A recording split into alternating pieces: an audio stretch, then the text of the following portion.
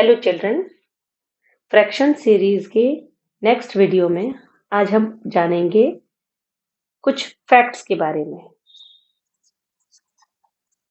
Facts about fraction.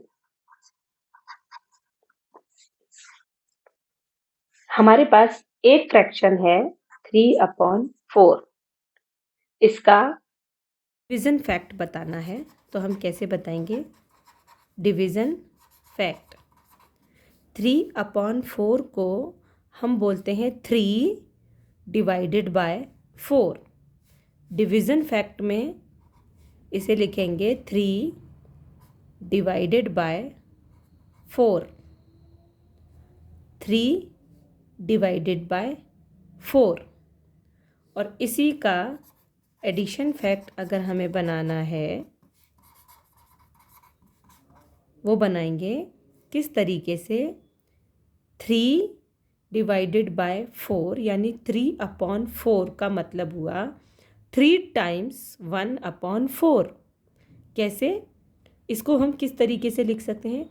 3 times हम 1/4 को add कर रहे हैं।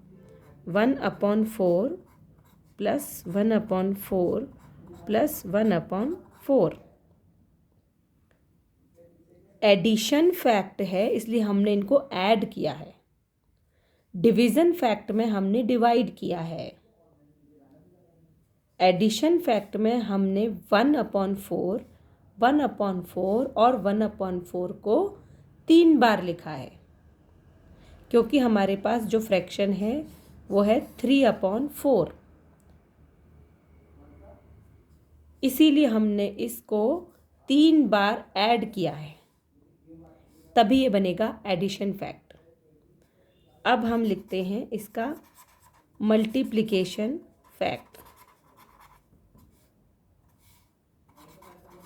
मल्टीप्लिकेशन फैक्ट में हमें इसे मल्टीप्लाई करना पड़ेगा। मल्टीप्लाई करने के लिए हमने 3 को मल्टीप्लाई किया है 1/4 के साथ। इसे एक और तरीके से हम समझते हैं। जब भी कोई फ्रैक्शन हमारे पास होता है, जैसे ये एक फ्रैक्शन है 3/4, इसका मतलब होता है 3 ऊपर वाला 3 जो है वो स्टेबल रहता है, यानी एज इट इज़ रहता है। नीचे वाले 4 का मतलब है 1/4। अगर नीचे 7 होता तो वो होता 1/7। अगर नीचे 5 होता तो वो होता 1/5। और ऊपर वाला जो नंबर है वो स्टेबल रहेगा इनटू में या डिवाइड में। एक और फ्रैक्शन को लेकर हम उसके ये तीनों फैक्ट्स निकालेंगे, जिससे आपको एक बार और क्लियर हो जाएगा।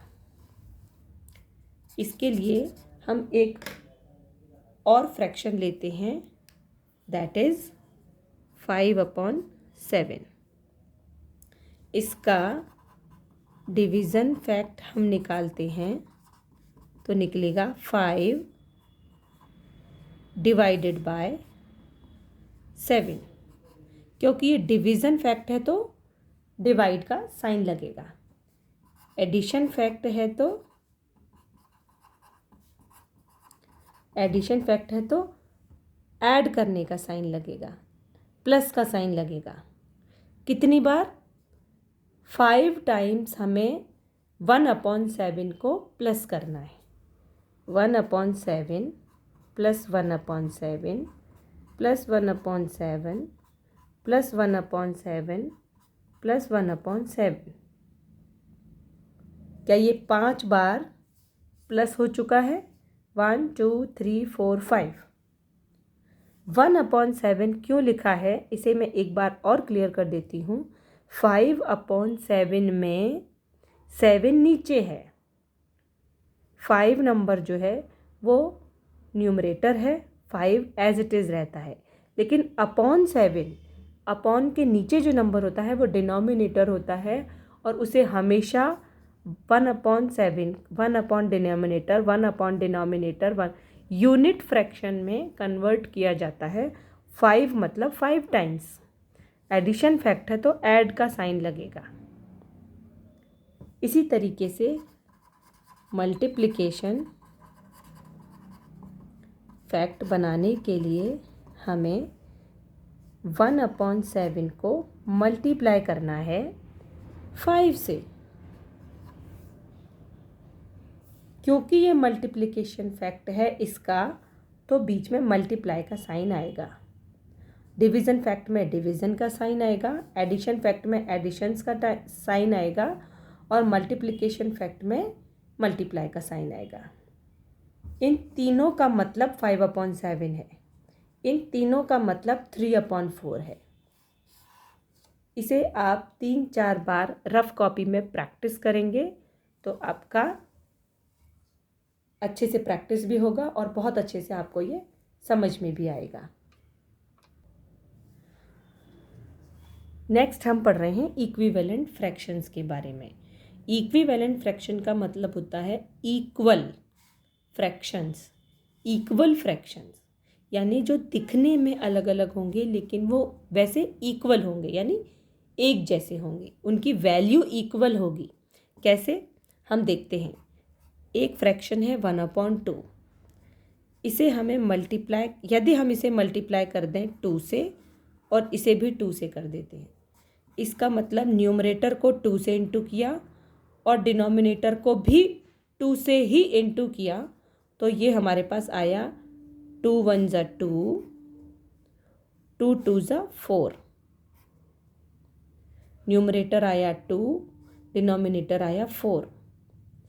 इसी नंबर को 1/2 हमारे पास एक फ्रैक्शन है, इसी को हमने 3 से और 3 से इंटू किया।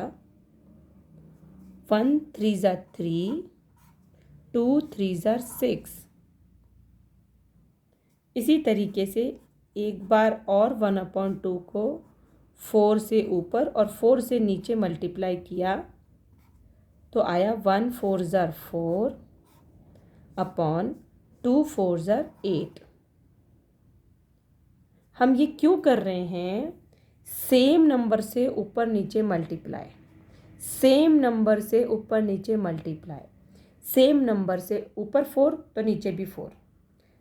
और हम क्या कर रहे हैं? 1/2 का इक्विवेलेंट फ्रैक्शन निकाल रहे हैं। 1/2 को 2 और 2 से ऊपर नीचे मल्टीप्लाई किया तो आया 2/4। फिर से 1/2 को ऊपर नीचे 3 और 3 से मल्टीप्लाई किया तो हमारा आंसर आया 3/6। 1/2 यानी उसी फ्रैक्शन को सेम नंबर से ऊपर नीचे मल्टीप्लाई किया तो हमारे पास आया 4/8। इस तरीके से हमारे पास ये 3 फ्रैक्शंस आए हैं जो कि 1/2 के इक्विवेलेंट फ्रैक्शन हैं। इनको हम ऐसे लिख सकते हैं।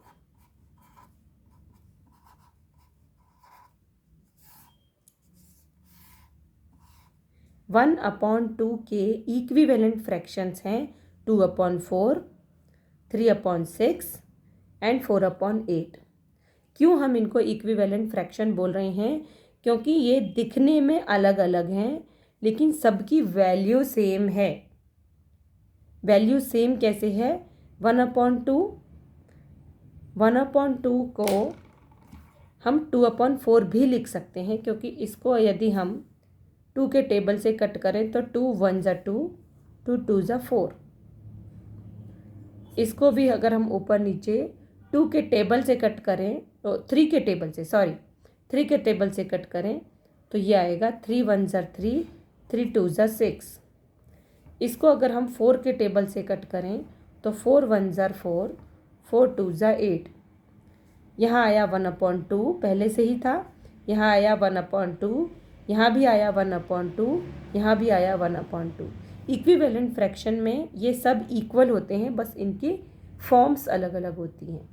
इनकी वैल्यू 1/2 ही है, सबकी वैल्यू 1/2 ही हमने चेक करने के लिए इनको कट किया था।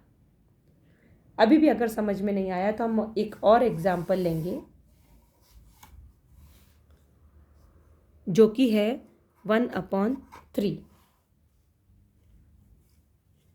1/3 को हम 2 से मल्टीप्लाई करेंगे ऊपर नीचे, फिर 1/3 को 3 से मल्टीप्लाई करेंगे ऊपर नीचे, फिर 1/3 को 4 से मल्टीप्लाई करेंगे ऊपर नीचे। 2 1s are 2, 3 2s are 6, 3 1s are 3, 3 3s are 9, 4 1s are 4, 4 3s are 12। ये हम क्यों कर रहे हैं? क्योंकि हमें 1/3 फिर 1/3 फिर 1/3 का इक्विवेलेंट फ्रैक्शन फाइंड आउट करना है।